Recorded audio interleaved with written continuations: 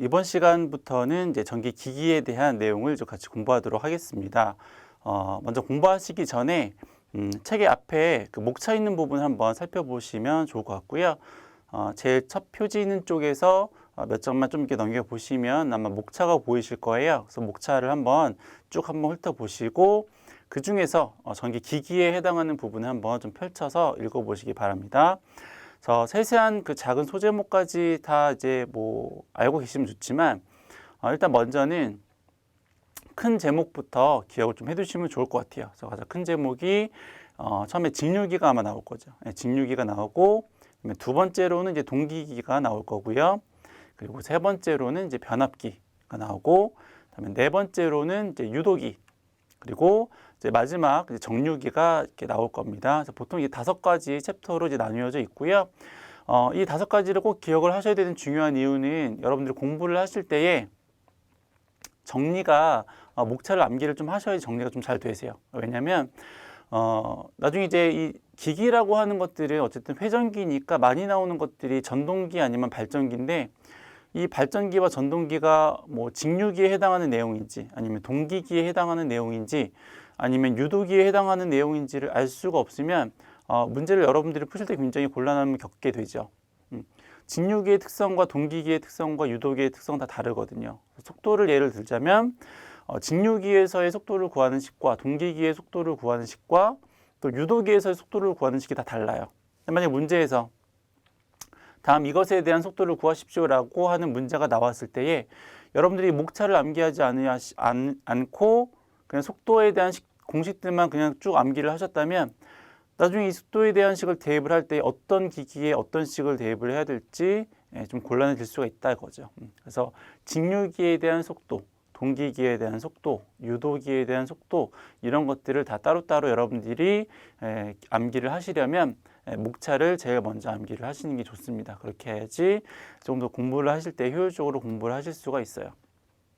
그래서 목차 다시 한번 말씀드리면 직류기, 조금 뭐 세세한 그 소제목까지 말씀을 드려보면 직류기 중에서도 이제 발전기하고 전동기로 나뉘겠죠. 그리고 동기기도 보시면 동기기도 이제 발전기하고 또 이제 전동기로 나뉘게 되겠고요. 변압기는 이제 그냥 이제 변압기이긴 한데 걔가 이제 삼상일 경우가 이제 보통 단상 변압기에 대한 부분들을 좀 이제 공부를 하고 제일 뒤쪽에 특수 변압기라고 해서 이제 삼상 변압기에 대한 부분도 좀 이제 공부를 할 거예요. 그리고 네 번째로 유도기. 유도기는 이제 보통 유도기 하면 전동기에 대한 것들을 이제 다루기 때문에 유도 발전기에 대한 부분은 일단 제외하고요. 그다음에 삼상 유도기하고 단상 유도기에 대한 것들을 이제 먼저 공부를 할 거예요. 그리고 마지막으로 이제 정류기에 대한 것들을 이제 공부를 하도록 하겠습니다. 그래서 그러한 패턴으로 공부가 진행이 된다라고 기억을 좀 하시면 좋을 것 같고요.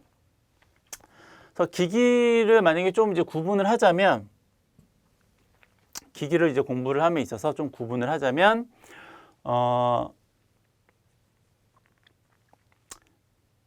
그 이제 회전기라고 하는 게 있죠.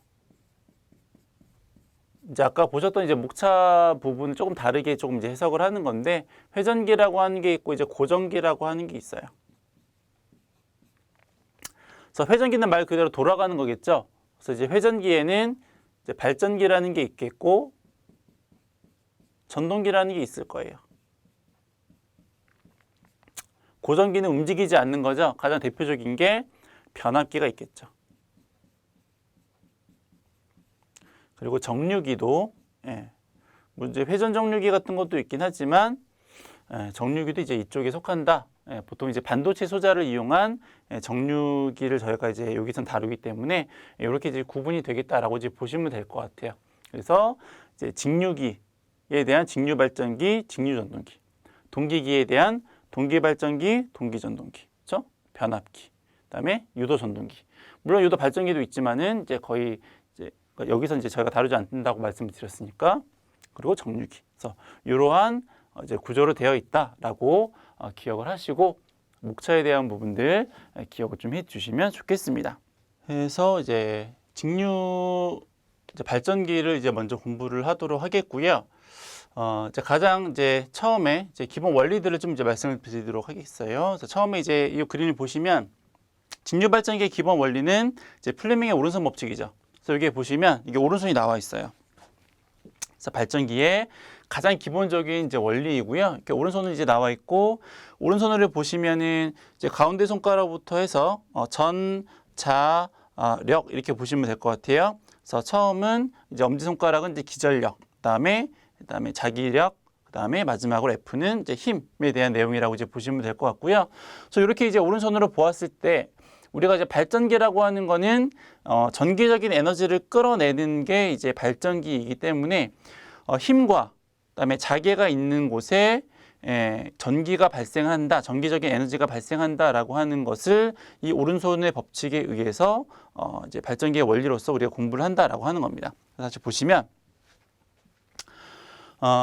이게 이제 자기력이고요, 자속이고 이게 힘일 경우에 이 두 가지 조건이 충족이 되면 기전력이 발생을 하는 거죠. 그럼 이쪽 기기의 이쪽으로 와서 다시 한번 설명을 해보면, 이게 이제 계자예요. 이걸 이제 우리가 계자라고 부릅니다. 계자. 계자는 다른 말로는 자속을 이제 만들어내는 부분이다 이렇게 보시면 되세요. 그리고 요거는 이 도체라고 나와 있는데 요게 이제 전기자라고 하는 부분이에요. 요 전기자는 어떤 부분이냐면 자속을 끊고 전기적인 에너지를 이제 유도하는 부분을 이제 우리가 전기자 이렇게 부릅니다. 그리고 이제 힘이 있겠죠. 그래서 요 오른손 법칙을 요 그림에다가 적용을 해보면 N에서 S 방향으로 자속이 진행이 될 때, 그쵸? 네. 진행이 될 때 F 방향으로 힘이죠. 요 방향으로 요 도체를 움직이면서 자속을 끊는 거죠. 그때에 이 도체의 전기적인 에너지가 유도가 되는데 그때 이 방향이 이 방향이다라는 거죠. 그걸 어떻게 할 수 있냐? 플레밍이라는 사람이 이제 그걸 밝혀냈다라고 하는 거죠. 오른손 법칙에 의해서. 다시 한번 보면 요거 있는데 이렇게 딱 따라와 보면 N에서 S극으로 자속이 진행을 하고 엄지손가락 방향으로 도체가 자속을 끊고 지나갈 때 가운데 손가락 방향으로 전기적인 에너지가 유도가 되는 거죠. 그러니까 여기서는 이렇게 안쪽 방향이 되겠죠. 그렇죠? 이게 이제 플레밍의 오른손 법칙을 이용한 발전기의 기본 원리다라고 이제 보시면 되겠고요. 자, 발전기는 플레밍의 오른손 법칙에 대한 요 개념을 알고 계시는 게 좋겠고요. 전동기는 나중에 뒤에서 이제 보시겠지만은 이제 플레밍의 왼손 법칙에 의해서 동작이 되는데 그때도 마찬가지예요. 다시 한번 설명을 나중에 그 전동기 가면 이제 말씀을 드리겠지만 여기서 다시 한번 잠깐 보고 가면 어쨌든 요 세 개는 동일해요. 전자력은 동일하죠. 전자력은 동일해요. 그래서 두 가지가 충족이 됐을 때 나머지 하나가 이제 발생을 하는 거고요. 그럼 전동기는 뭘까요? 전동기는 힘을 발생시키기 위한 거니까 전기적인 에너지와 자속이 있다면 이 두 가지를 충족하면 전동기의 회전력을 얻을 수 있겠더라라고 하는 게 이제 왼손 법칙이 되는 거죠. 그래서 여기서 이제 플레밍의 오른손 법칙. 두 가지를 만족시켰을 때 힘과 그다음에 자기적인 에너지를 만족시켰을 경우에 기전력이 발생을 한다. 우리 주위에서 가장 쉽게 볼 수 있는 어떤 이런 발전기 중에 옛날에는 그 자전거 타이어 앞바퀴 쪽에 이런 발전기들이 달려 있어서 자전거를 이제 회전을 시키면 앞에 있는 자전거 앞에서 램프에 이제 불이 이제 나갔는데 요즘에는 이제 그거 말고 문방구 가시면 많이 보이죠. 손으로 회전시켜서 램프에 이제 불이 들어오게끔 하는 그런 것들이 있어요. 뭐 장난감이라고 하기엔 좀 그렇고. 그래서 그게 발전기죠. 그래서 그거를 회전을 시키면 그 앞에 있는 램프가 이제 불이 들어오는데 그게 어떤 이런 발전기의 기본적인 이제 모양이다라고 이제 보시면 될 것 같고요. 그래서 플레밍의 오른손 법칙을 뭐 기기에서는 꼭 기억을 하진 않으셔도 상관은 없어요. 뭐 이렇게 물어보는 경우가 많지는 않기 때문에 하지만 원래 기본적인 내용이니까 아셔야 되는 내용들이니까 플레밍의 오른손 법칙에 의해서 발전기가 동작이 된다라고 하는 거는 하나 알아두시고요. 두 번째로는 그래서 전기기 직류 발전기에 대한 구조가 어떻게 생겼느냐라고 했을 경우에 이렇게 생겼다라고 하는 거죠. 자속을 발생시키는 계자가 있고요. 그리고 그것을 끊고 전기적인 에너지를 유도하는 전기자가 있고, 그리고 얘가 지금 우리가 어떤 기기를 하고 있냐면 직류기를 하고 있어요. 근데 최초에 이렇게 전기자를 통해서 만들어지는 직류기는 교류에 대한 모양을 이런 전원을 이제 얻습니다. 이런 전기적인 에너지를. 왜냐면 얘를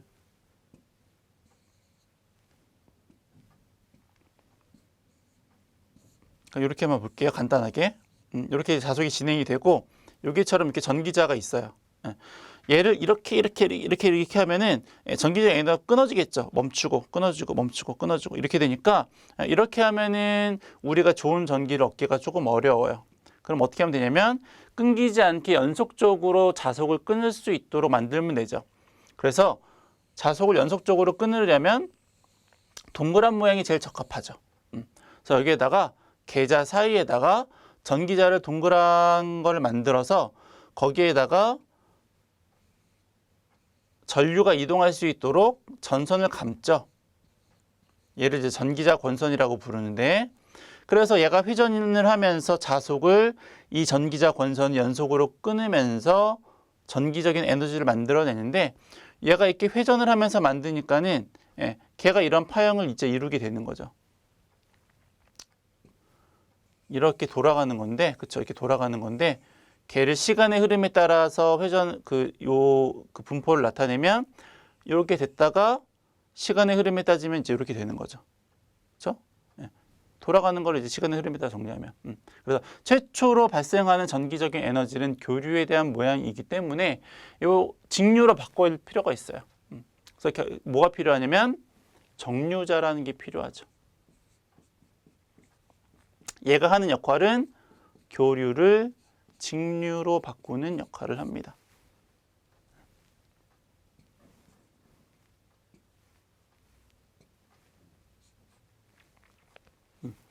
그래서 여기에 나오는 전기자와 계자와 정류자를 우리가 뭐라고 부르냐면 직류기의 3요소다 이렇게 불러요. 꼭 필요한 것. 그래서 뭐 가끔 시험에 이제 그런 것도 나와서 이제 적어 드리는 거고, 다음 직류기의 3요소가 무엇일까요? 뭐 이렇게 물어보는 문제도 있어서 적어 드린 거예요. 그래서 직류기에서 필요한 것은 자속을 발생시키는 계자, 그것을 끊는 전기자, 그리고 교류를 직류로 바꾸는 정류자. 물론 이제 정류자에는 브러쉬라는 게 필요하기는 해요. 요거 그림 다시 한번 보시면 여기에 이제 정류자에 이렇게 브러쉬라는 게 있어서 정류자와 브러쉬가 같이 이제 정류 작용을 하지만 우리가 이제 그런 이제 학적으로 봤을 경우에는 3요소라고 이제 물어봤을 경우에 계자하고 전기자하고 정류자가 있다라고 이제 얘기를 한다라고 하는 거죠. 물론 브러쉬도 있어요. 요거는 정류작용 때 다시 한번 말씀을 드리도록 할게요. 그래서 기본적으로 직류기에 대한 그 내용이 원리가 이렇다더라라고 하는 거죠. 그럴 때에 요 가운데 이제 전기자라는 게 있다라고 이제 말씀을 드렸고, 얘가 전기자고, 그 전기자에다 이제 권선을 감는데, 전기자에다 권선을 감는 방법이 굉장히 여러 가지가 있어요. 근데 그 여러 가지 중에서 여러분들이 꼭 기억을 하셔야 되는 내용이 있는데, 그게 뭐냐면 고상권과 회로권과 이층권이에요.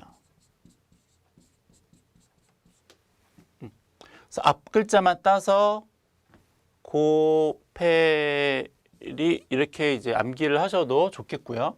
그래서 고상권과 회로권과 이층권이 있고요. 그 중에서 요 이층권이 중권과 파권으로 나뉘게 되는데, 요거는 무조건 기억을 하셔야 돼요. 직류기에서 사용되어지는 권선법에는 고상권, 회로권, 이층권이 있어요. 그건 이제 그냥 그러한 권선법이 있구나라는 것만 이제 암기를 해두시고, 그 중에서 중권하고 파권에 대한 내용들은 기억을 잘 해두시기 바랍니다. 걔가 이놈이에요. 자, 고상권, 패로권, 이층권은 직류기에 그러한 권선법이 있다는 걸 암기를 해두시고 그 중에서의 중권과 파권의 특성이 어떠한가를 여러분들이 좀 아셔야 되겠죠. 중권은 어떻게 갚는 게 중권이냐면 얘는 이제 정류자예요. 근데 정류자가 보통 이제 동그랗게 생겼는데 설명을 하기 위해서 좀 이렇게 일자로 펴놨고요. 정류자는 통으로 기계가 하나가 아니고 여기 이렇게 잘라놨잖아요. 그래서 정류자의 편, 조각, 정류자의 여러 개의 조각을 이렇게 이어서 만든 게 이제 정류자예요. 저희 정류자 편에 전기자 권선을 연결을 하는데 어떻게 감아 나가냐면 여기에 이제 전기자가 있는 거예요. 여기 이렇게 원통 모양의 전기자가 있다라고 이제 가정을 하시면 되고요. 그래서 어떻게 감아 나가냐면 여기서 전기자 이렇게 가서 다시 돌아와서 또 다시 이렇게 갔다가 또 돌아오고 이렇게 계속 돌아오는 이런 식으로 감아 나가는 게 뭐냐면 걔가 중권입니다. 이렇게 중복되게 계속 이렇게 감아 나가는 게 중권이다 이렇게 보시면 되고요. 이 중권은 간단하게 그리면 이제 모양이 어떻게 되냐면 이렇게 병렬회로처럼 모양을 그릴 수가 있어요. 병렬이죠. 그래서 얘를 다른 말로 이제 병렬권이다 이렇게 이해하기도 해요. 요거 하나하나가 이제 다 병렬회로니까. 그래서 이렇게 병렬회로 그 중권은 이렇게 병렬 모양으로 이루어졌고 그리고 이 병렬회로권, 그러니까 중권에 대한 병렬회로수가 얼마냐면 극수와 같다라고 이제 보시는 거죠. 요걸 이제 암기를 해주셔야 되겠고요. 여기서 말하는 극수는 뭐냐면 아까 앞에서 이렇게 해가지고 n극, s극 했잖아요. 요게 극이죠. 그래서 가장 기본적인 극의 수는 몇 개냐면 두 개죠. n극 하나, s극 하나. 나가는 게 있으면 들어오는 게 있어야 되니까. 그래서 이렇게 생긴 게 짝수로 이제 계속 이루어지는 거고, 걔가 이제 극수고요. 그 극수와 여기에 나오는 이 병렬 회로수는 같다 이렇게 보시는 겁니다. 그럼 파권은 이제 어떻게 생겼냐면 얘도 마찬가지로 요 안에 이렇게 전기자가 있는 거예요. 이렇게 전기자가 있는 거고 전선을 감아 나가는데 요거는 요렇게 중복되게 감는 건데 얘는 이렇게 쫙 펼쳐서 꼭 모양이 파도처럼 이렇게 생긴 거죠. 이렇게 감아 나가는 게 파권입니다. 그래서 얘는 쭉 보시면 아시겠지만 일자로 쭉 연결되어 있잖아요. 그래서 얘는 이제 직렬권이죠. 간단하게 회로를 이제 구성을 하면은 이런 건데 실제로는 하나가 더 있어요. 그래서 파권은 이제 이런 모양으로 간단하게 회로를 이제 구성을 할 수가 있겠고요.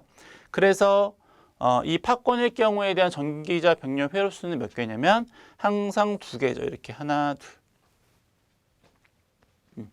그래서 이제 이게 왜 중요하냐면 나중에 직류기에 대한 여러 가지 특성을 공식에 대입해서 이제 물어보는 경우가 있는데 그때에 요 중권과 파권에 대해서 병렬 회로수가 몇 개냐를 가지고 푸는 문제들이 여러 개 있기 때문에 그래요. 다시 한번 최종적으로 정리하면 이렇습니다. 얘는 이렇게 병렬처럼 연결됐어요. 이렇게 생긴 게 중권이고 파권은 이렇게 생겼어요. 그래서 중권은 병렬 회로수가 극수랑 같고 파권은 항상 두 개고요. 병렬 회로니까 여기에서의 각각의 전류값은 작지만 걔가 하나로 이렇게 합쳐지면 커지겠죠. 그래서 얘는 대전류에 적합하고 요거는 이렇게 하나하나 전압은 작지만 전체로 보면은 큰 전압일 거 아니에요. 그래서 얘는 이제 고전압에 적합하다라고 하는 것까지도 알아두시면 좋을 것 같아요. 그래서 이렇게 이제 되어지는 게 전기자 권선법이다라고 하는 거고요. 그러면 그렇게 해서 유도되는 전압이 얼마인가를 우리가 한번 살펴본다면, 그럼 그렇게 해서 이제 유도되는 전압이 얼마냐? 그렇게 돼서 유도되어지는 전압을 우리가 뭐라고 부르냐면 유기기전력이다 이렇게 불러요. 유도되는 이제 기전력인데 그때 이제 유도되는 기전력에 대한 값이 얼마냐면 A분의 피자 파이, 피자 좋아하시죠? A분의 피자 파이의 이제 소문자 N 혹은 A분의 피자 파이의 60분의 N. 네, 실질적으로 이제 밑에 있는 식을 훨씬 더 많이 사용을 하고요. 위에 있는 거는 단위가 RPS, 초당 회전수. 밑에 있는 요거 대문자는 RPM. 요거 이제 분당 회전수. 이렇게 됩니다. 그때 요 A가 뭐냐면 아까 앞에서 중권 파권에서 나왔지만은 얘가 병렬 회로수예요. 병렬 회로수. 그리고 P는 뭐냐면 극수입니다. 극수. 아까 N극 S극 했었죠. 그리고 요 Z는 총 도체수.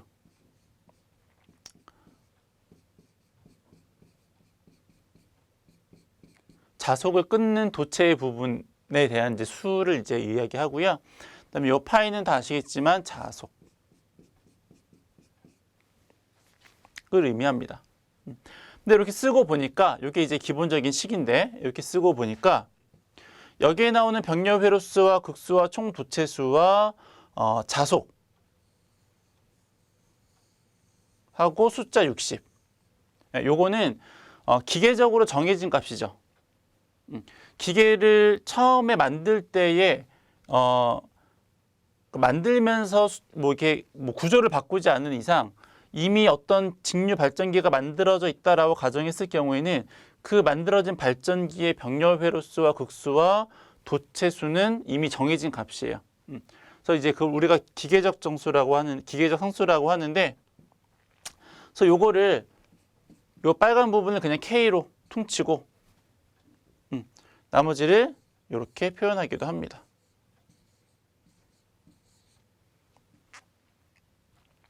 속도는 변할 수 있으니까, 그리고 자속도 이제 변할 수 있으니까 기계적으로 변하지 않는 요 K라고 하는 기계상수, 요거 빨간색 부분을 이제 K로 놓고 나머지를 이제 놓는 거죠.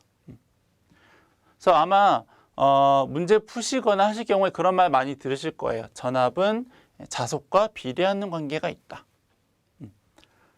전압은 유기전력은 속도와 비례하는 관계가 있다. 뭐 이런 것들은 아마 여러분들이 문제 푸시면서 다른 이제 책들을 보시면서 많이 들으실 거예요. 그래서 요 유기기전력에 대한 식도 꼭 기억을 해두시면 좋겠습니다. 이제 그래서 이제 전동기를 이제 그 발전기를 이제 회전을 시켜서 이렇게 유기기전력을 얻었는데,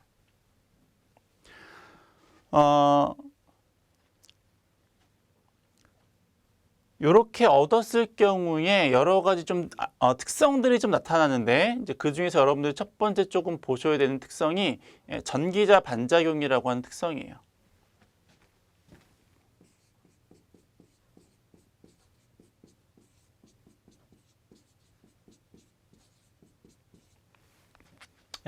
요 전기자 반작용이 뭐냐면, 우리가 이제 발전기 아까 이제 그 구조에서 말씀드렸지만은 N에서 S극으로 자속이 이제 갑니다. N에서 S극으로 이렇게 자속이 가죠. 이걸 우리가 보통 뭐라고 부르냐면 주자속이다 이렇게 불러요. 전기적인 에너지를 이제 만들어내기 위한 자속이다 이제 이렇게 보시는 건데, 요 주자속 말고요. 권선에서의 어떤 전기가 이제 유도가 되다 보니까 요 전기자 권선, 요 하나가 이제 전기자 권선이에요. 요 전기자 권선의 전원이 이제 전류가 이제 흐르다 보니까 그 전류에 의해서도 자속이 발생을 한다더라라고 하는 거죠. 어떻게 되냐면 아까 이제 오른손 법칙 말고 암페어의 오른나사 법칙이라는 게 있어요. 그래서 얘가 뭐냐면 전류가 이렇게 흐를 경우에 나머지 네 손가락 방향으로 자속이 발생을 한다라고 하는 겁니다. 그래서 얘가 전류가 이렇게 흐르면 나머지 네 손가락인 이쪽 방향으로 자속이 발생을 해요. 그러니까 무슨 말이냐면 얘가 이렇게 회전을 하면서 전기자 권선에 전류가 흐르는데 이렇게 흐르는데 오른손 법칙에 의하자면 X는 전류가 들어가는 방향이고 그다음에 점으로 찍은 거는 전류가 나오는 방향이에요. 그래서 이렇게 들어가는 방향 전류가 이제 이렇게 들어갈 때에 나머지 네 손가락 방향으로 자속이 발생을 하는 거죠. 이렇게. 그럼 이제 반대쪽에 있는 건 뭐냐면 전류가 나오는 방향으로 이렇게 되는 거니까 나머지 네 손가락 방향으로 또 자속이 이렇게 발생을 한다더라라는 겁니다. 이렇게. 그러면 이쪽은 이렇게 자속이 발생을 하고, 그렇죠? 이쪽은 이렇게 자속을 발생하니까 결과적으로는 위에서 아랫 방향으로 전기자 권선에 의한 자속이 발생을 한다더라라고 하는 거죠. 그래서 원래는 주 자속이 이렇게 흘러가야 되는데 전기자 권선에 의해서 발생한 자속이랑 크로스가 되니까 얘가 이렇게 똑바로 가지 못하고 약간 이렇게 왜곡되게 자속이 흘러 들어가더라. 걔가 뭐냐면 걔를 전기자 반작용이다 이렇게 부르는 겁니다. 그래서 이 전기자 반작용을 다시 한번 간단하게 말씀을 드리면 주자속이 전기자 권선에 의해서 발생한 자속에게 영향을 받는 현상. 걔가 이제 전기자 반작용인 거죠. 전기자에 의해서 이제 반작용이 발생을 하는 거니까. 그래서 이 전기자 반작용이 이렇게 발생을 하게 되면 이렇게 자속이 왜곡되게 흘러가다 보니까 최초에 발생했던 자속보다 자속이 좀 줄어들게 돼요. 처음에 발생한 자속보다 들어가는 자속이 줄다 보니까 어떤 현상이 발생하냐면 아까 식에서 이렇게 했었죠. 자속하고 전압하고는 이제 비례하는 관계가 있는 건데 얘가 줄잖아요. 전기자 반작용 때문에. 그러면 유도되는 기전력도 줄어들겠죠. 안 좋다라고 하는 거죠. 안 좋다. 전기자 반작용이 일어나면 안 좋다. 그러면 얘가 일어나지 않도록 이렇게 자속이 감소하는 거를 막아야 되잖아요. 그래서 그걸 대책이라고 하는데 그 대책이 뭐냐면 보상권선이라고 하는 겁니다. 대책.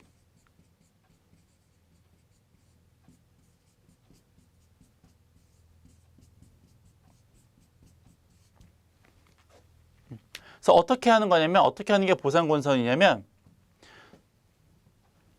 요거에 대한 대책이 보상권선이에요. 보상권선은 어떻게 하는 거냐면 요 자극에다가 전선을 감아서 여기에서 발생하는 전류랑 반대 방향으로 전류를 흘려주는 거예요. 그러면 그 두 개가 상쇄가 되어서 자속이 이렇게 위에서 밑으로 안 떨어지니까 전기자 반작용이 억제가 되겠더라라고 하는 거죠. 그래서 보극에 약간 조금 더 괜찮은 그림이 있으니까는 여기서 이렇게만 설명하고 그 그림은 나중에 뒤에 쪽에 다시 한번 볼게요. 어쨌거나 여러분들이 기억하셔야 되는 거는 보상권선이죠. 전기자 반작용에 대한 대책으로서 우리가 보상권선을 사용한다라고 기억을 하셔야 돼요. 그래서 이 전기자 반작용에 대한 내용들 기억을 하나 해두시고요. 그 다음에 이제 정류죠.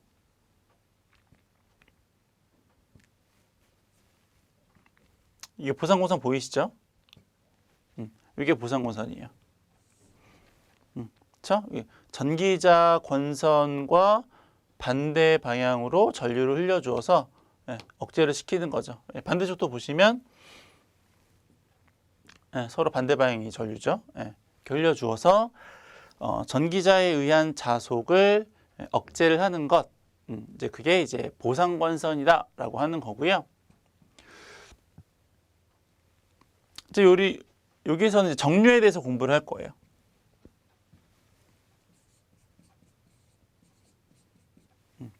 정류는 아까 뭐라고 말씀드렸냐면 정류라고 하는 것은 교류를 직류로 바꾸는 게 정류다라고 이제 말씀을 드렸죠. 그래서 이 정류, 직류기에서 이 정류 작용을 하는데 필요한 두 가지 중요한 게 있는데, 하나가 뭐냐면 정류자, 그리고 또 하나가 브러쉬라는 게 있어요.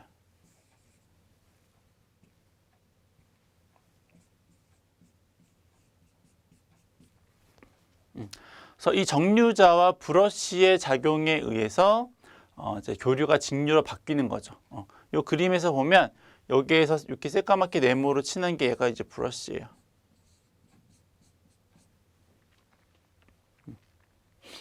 그래서 우리가 이제 정류를 하게 되는데 이렇게 요런 이제 모양으로 정류를 하게 되는데, 정류가 잘 되면 상관이 없는데, 그러니까 정류가 잘 된다라고 하는 거는 교류에서 직류로 그 에너지가 잘 바뀌면 상관이 없는데, 얘가 여러 가지 요건에 의해서 교류에서 직류로 잘 넘어가지 못하고 어떤 손실들이 발생을 해요.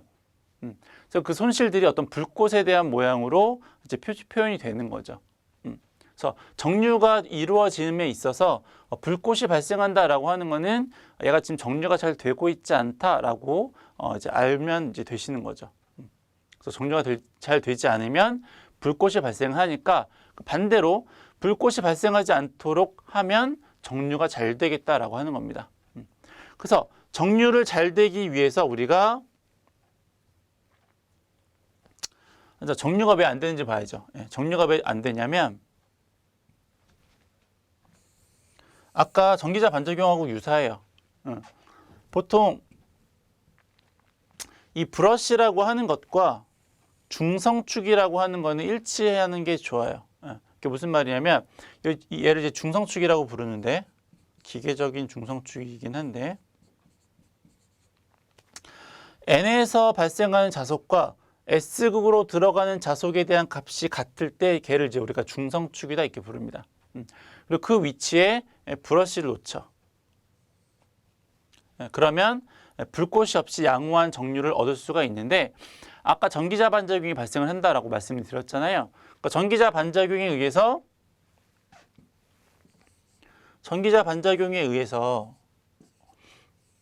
얘가 이렇게 꺾여져서 들어간다라는 거죠. 원래 똑바로 흘러 들어가야 되는데 위에서 이렇게 누르니까는 똑바로 못 가고 약간 이렇게 왜곡되게 이제 가다 보니까, 원래는 여기에 중성축이 이렇게 있어야 되는데, 중성축이라는 게 이동을 할 거 아니에요. 들어가는 거나 나가는 게 똑같은 쪽이 중성축으로 바뀌는 거니까 얘가 이렇게 꺾이니까는 그것에 따라서 중성축도 같이 꺾이는 거죠. 얘를 우리가 뭐라고 부르냐면 전기적인 중성축이다 이렇게 불러요.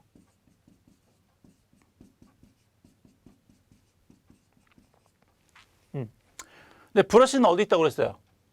기계적인 중성축과 같이 브러쉬가 있는데, 중성축이 이동을 해버렸잖아요. 그러니까 이동을 하니까 그 차이만큼의 어떤 전압 강화가 발생을 하는 거죠.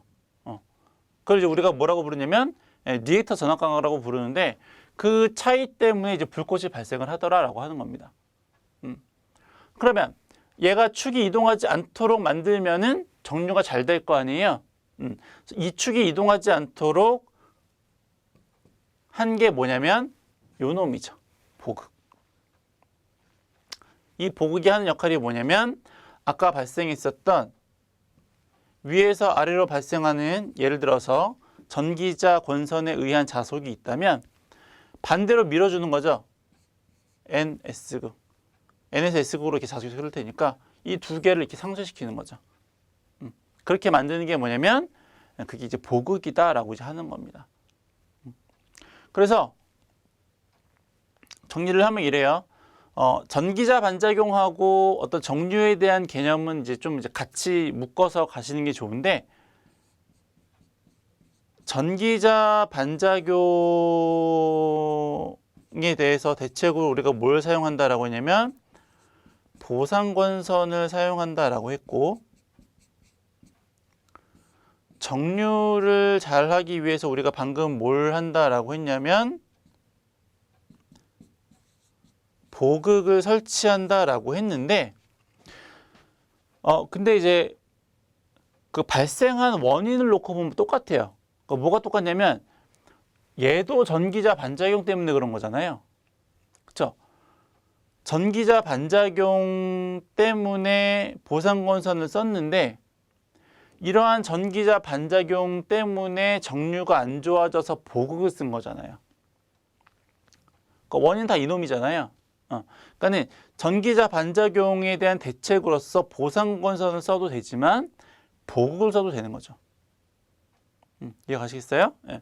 방금 뭐라고 그랬어요? 위에서 밑으로 내려오는 자속을 역방향으로 상쇄시키는 거니까 결국 그렇게 하면 전기자 반작용도 없어지는 거잖아요. 그죠? 전기자 반작용에 대한 대책으로서 대표적인 것은 보상건선이지만 보극으로서도 전기자 반작용을 억제할 수 있고요.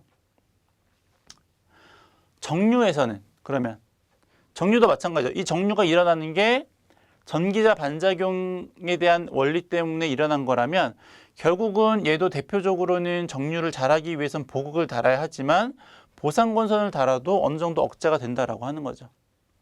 그래서 전기자 반작용과 정류에 대한 대책으로서는 보상건선과 보극을 쓰면 된다라고 기억을 하시되 가끔 문제에서 그렇게 물어보는 경우가 있어요.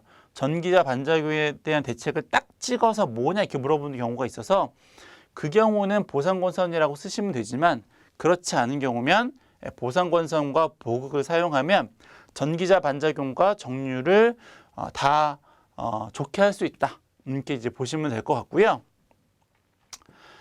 정류는 하나가 더 있어요. 이제 이렇게 전기자 반작용을 없애기 위해서 우리가 보극을 사용하는데 이렇게 하는 것을 우리가 이제 전압정류다라고 불러요. 리액턴스 전압 강화를 억제를 해서 이제 정류를 잘 되게 하는 거니까. 근데 요거 말고 이제 이 브러쉬하고 정류자하고 잘 맞붙어 있어야 되는데 걔가 잘 맞붙어 있지 못하기 때문에 정류가 잘 이루어지지 않는 경우도 있거든요. 그래서 그것에 대한 대책으로서 우리가 뭘 사용하냐면 탄소 브러쉬라는 걸 사용합니다. 흑연 브러쉬도 있고 탄소 브러쉬도 있는데 흑연은 우리가 알듯이 잘 깨지잖아요.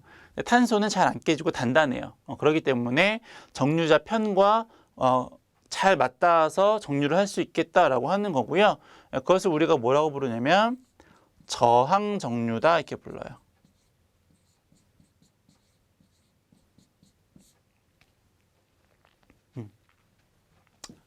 그래서 정리를 합니다. 이제 뭐 설명하느라고 좀 지저분하니까 정리를 하자면 이런 거죠. 전기자 반작용하고 정류는 같이 기억을 해두세요. 전기자 반작용에 대해서는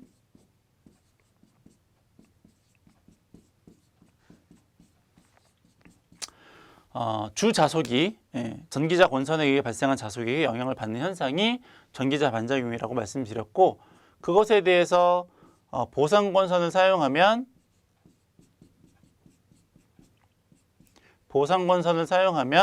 전기자 반작용을 억제할 수가 있고요. 그리고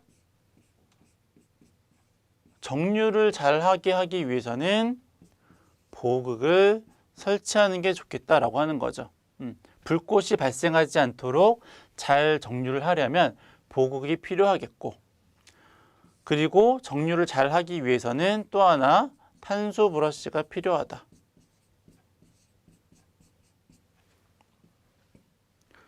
보극은 다른 말로 전압 정류라고 하고 탄소 브러쉬를 이용한 것은 우리가 저항 정류라고 한다.